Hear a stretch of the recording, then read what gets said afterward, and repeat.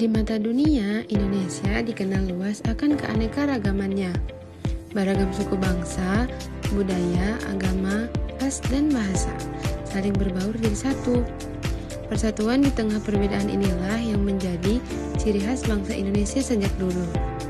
Tercermin dalam semboyan Bhinneka Tunggal Ika, perbedaan bukanlah jadi penghalang tersatukannya tiap individu di Nusantara, melainkan perbedaanlah yang mempersatukan kita.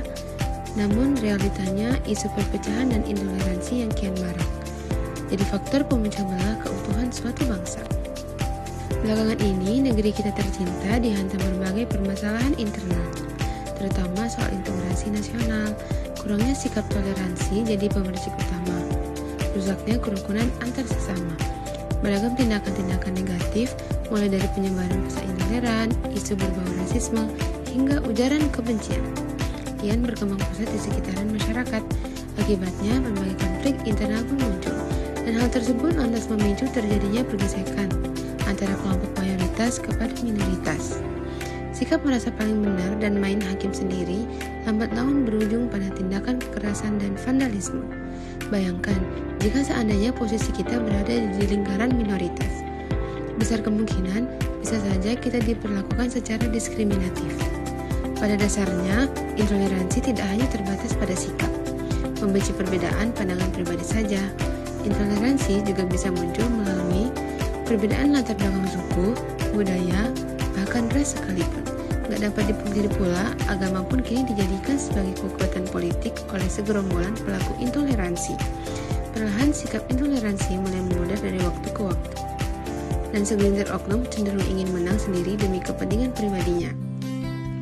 Dengan berpegang teguh pada nilai-nilai Pancasila, kita seharusnya dapat meningkatkan rasa persaudaraan kepada antar sesama. Mencegah perpecahan akibat perbedaan adalah tugas kita semua. Sebagai warga negara Indonesia demi menjaga keutuhan bangsa, hal tersebut dapat diwujudkan dengan menerapkan sikap toleransi di dalam kehidupan sehari-hari sejak dini. Hal-hal sederhana seperti membimbing anak-anak untuk menghormati pendapat orang lain, hingga mengajarkan mereka untuk tidak mendiskriminasi suku, agama, dan ras dalam pergaulan adalah sebagian contoh sikap toleransi. Selain itu, kita juga bisa memulainya dengan membuka pikiran untuk lebih saling menghargai dan menerima perbedaan yang ada.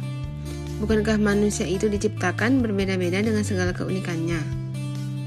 Terlebih di Indonesia memiliki beragam suku, adat, dan ras yang heterogen.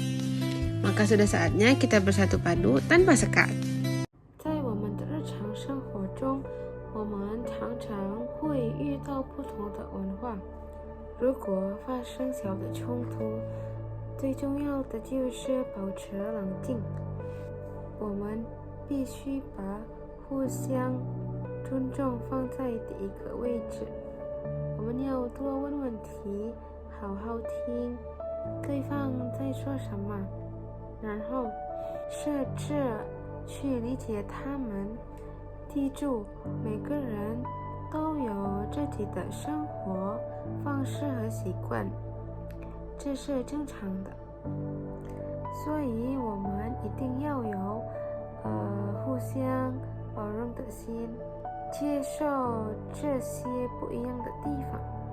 我们也应该努力互相帮助，然后互相欣赏对方的好。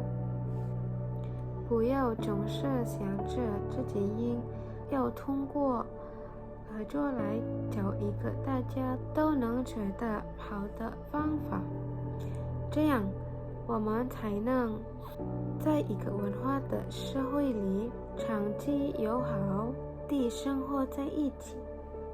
好的，谢谢。